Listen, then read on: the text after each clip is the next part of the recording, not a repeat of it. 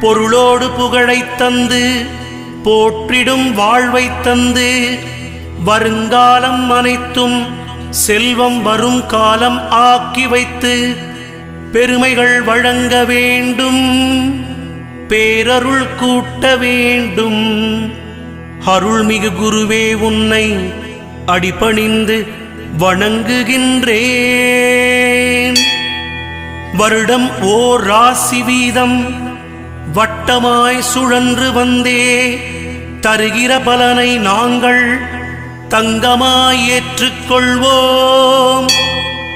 வருகிற நாட்களெல்லாம் வசந்தமாய் மாறுதற்கே அருள் தரும் உனது பார்வை அனுதினம் எமக்கு வேண்டும்.